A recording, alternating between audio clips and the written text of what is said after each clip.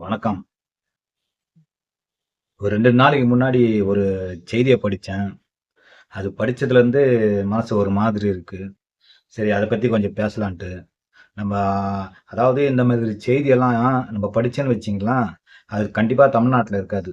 இந்த மாரி ஒரு வினோதமான நிகழ்ச்சிய படிக்கும்போது, உடனே ஊர் பேர பார்த்தா, ஆ கண்டிப்பா வந்து ஊபி, லக்னோ, இந்தூரு, மாப்பி அ இந்த மாரி ஊர் தான் இருக்கும்.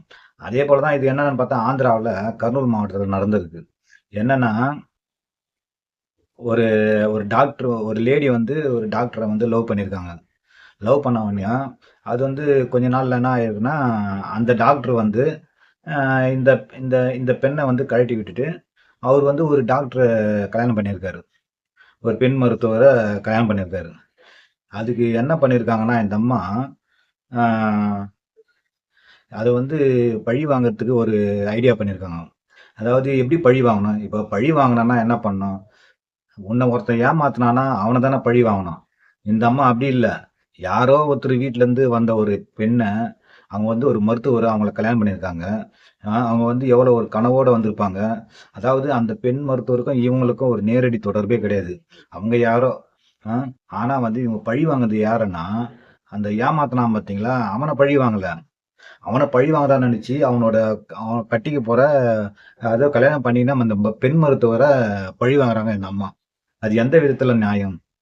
அதாவது எனக்கு இது படிச்சதுலேருந்து எனக்கே ஒரு மாரி இது. அ என்ன பண்ணியிருக்குன்னா அந்த லேடி, அ அதாவது ஒரு லூசுத்தனமா ஒரு விஷயத்த பண்ணியிருக்கு. என்னன்னா, அ கல்யாணம் அவங்க 2 பேரும் கல்யாணம் ஆயிடுச்சு. கல்யாணம் ஆயிட்டு, இத வந்து இவரு வந்து பழி வாங்குறது உணர்த்தணுமா இந்த அம்மாவுக்கு. இந்த அம்மா வந்து அவருக்கு.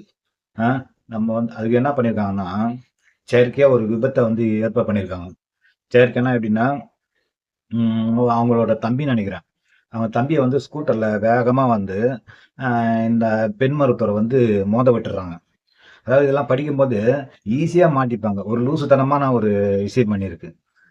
என்ன பண்ணியிருக்காங்க, வேகமா வந்து பைக்க வந்து இடிச்சுட்டு இடிச்சிருக்காங்க. இதுக்கு முன்னாடி இந்த அம்மா என்ன பண்ணியிருக்காங்கன்னா, அந்த அம்மாவோட பிளட்ல வந்து எய்ட்ஸ் நோயோட ரத்தத்த எடுத்துட்டு வந்து அவங்க உடம்புல வந்து செலுத்தியிருக்காங்க.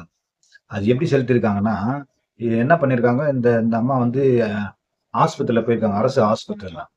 அங்க போயிட்டு ஒரு ஹெச்ஐவி பாதித்த ஒரு நோயாளிட்ட வந்து ரத்தம் வாங்கியிருக்காங்க. அதுக்கு வந்து அங்க ஹாஸ்பிட்டல்ல கேட்டிருக்காங்க. எதுக்கு ரத்தம் தேவைப்படுதுன்னு. இவங்க என்ன சொல்லியிருக்காங்கன்னா, ஒரு ஆராய்ச்சிக்கு தேவைப்படுது ரத்தம் அப்படின்னு சொல்லி ரத்தம் வாங்கியிருக்காங்க.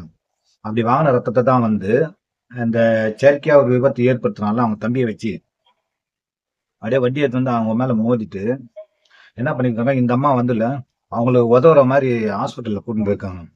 உடனே ஆட்டோல புடிச்சு கூட்டின்னு போ ஆட்டோல போயிட்டு கூட்டின்னு போகும்போது, அந்த ரத்தத்த வந்து ஏத்திருக்காங்க. அந்த அம்மா அவங்களே ஒரு மருத்துவர். அவங்களுக்கு எப்படி இருக்கும்? ஐயய்யோன்னு கத்திட்டாங்கங்க. அவங்க மருத்துவர். ஐயய்யோ! ஏதோ குத்துறாங்கன்ட்டு.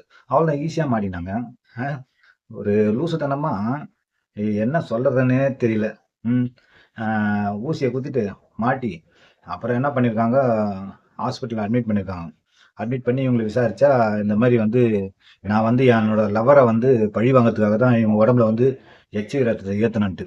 உடனடியா என்ன பண்ணியிருக்காங்கன்னா, இவங்க மருத்துவர்ன்றதுனால, அந்த அந்த எய்ட்ஸ் நோய்க்கு அந்த செலுத்துனது வந்து உடனடியா கண்டுபிடிச்சனால அத ட்ரீட்மெண்ட் பார்த்துருக்காங்க.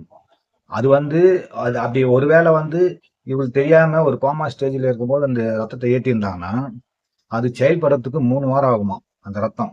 அவங்க உடம்புக்குள்ள. அதாவது தெரியாம அவங்க ஒரு கோமா ஸ்டேஜ்ல இருந்து, அவங்க வந்து ஒரு ஒரு டாக்டர் மூலியமா ஒரு இன்ஜெக்ஷன் போடுற மாரி ஏத்தியிருந்தாங்கன்னா, என்ன ஆகுறது? கொஞ்சமாவது ஒரு மூளைன்னு ஒண்ணு இருக்கா? நீ யார பழி வாங்கணும்? அவங்களுக்கும் உங்களுக்கும் ஏதாவது உங்கள ஏமாத்துனாங்களா? ஏதாவது பண்ணாங்களா? ஆ அதாவது பழி வாங்குறதுக்கு ஏதாவது ஒரு தொடர்பு இருக்கா? கொஞ்சம் கூட இல்ல.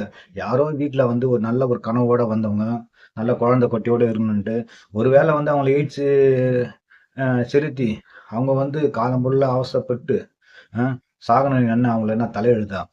அ அதாவது இவங்களெல்லாம் எப்படின்னா, அப்பா, அம்மா வந்து சொல்லிக் குடுத்து வளர்க்கணும் இவங்கள. ஒவ்வொரு மனுஷனும் அதாவது படத்துல சொல்லுவான் பாரு விஜய், தெறி படத்துல.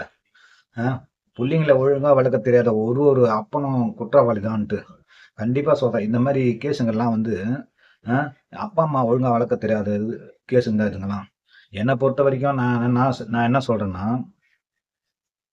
அதாவது ஒரு பசங்க வந்து தப்பு பண்றாங்கன்னா, அவங்களுக்கு என்ன தண்டனை குடுக்கணுமோ, அதே தண்டனைய அப்பா, அம்மாவுக்கும் குறைஞ்சபட்சமா ஒரு 1 மாசமாவது அவங்கள சிறையில வைக்கணும். ஏன்னா, இதுக்கு காரணம் வந்து பசங்க பண்ற காரணம் வந்து அப்பா, அம்மா தான் காரணம். ஒவ்வொரு புள்ளையும் வந்து ஒழுங்கா வளர்றதுக்கு காரணமே வந்து அப்பா, அம்மா தான். கரெக்ட்டா? நான் சொல்றது கரெக்ட்டுங்களா? அ ஒரு பையன வந்து சின்ன வயசுலயே பிச்சை எடுக்க விட்டா, அந்த பையன் வந்து பிச்சை எடுப்பான். ம். அந்த பையன படிக்க வச்சா நல்லா படிப்பான். அந்த பையன வந்து திருட்டுத்தனம் சொல்லிக் குடுத்தா, அந்த பையன் வருங்காலத்துல வந்து பெரிய திருடன் ஆவான். அதனால வந்து ஒவ்வொரு பசங்க பண்ற தப்புக்கும் காரணம் வந்து அவங்க அப்பா, அம்மா தான். அவங்க அப்பா, அம்மா தான் முதல் குற்றவாளி. இந்த மாரி இத படிச்சா கொஞ்சம் கூட இந்த விஷயத்த வந்து ஜீரணிக்க முடியல. அ அதாவது உன்னால அவங்க பாதிக்கப்பட்டாங்க. அவங்களால நீ பாதிக்கப்பட்டீன்னா கொஞ்சம் அர்த்தம் இருக்கு. அவங்களுக்கும் உனக்கும் எந்த ஒரு இதுவும் இல்ல. நீ அவன தானே பழி வாங்கணும். அ அவன பழி வாங்க தான் நெனச்சு அப்பாவி ஒரு பெண் மருத்துவர பழி வாங்க நெனச்சு, இவளெல்லாம் வந்து அ அதாவது இவலாம் எப்படின்னா குற்றவாளி கிடையாது. சைக்கோ குற்றவாளி இவங்கலாம். இவங்களெல்லாம் அப்படியே விட்டுறக்கூடாது.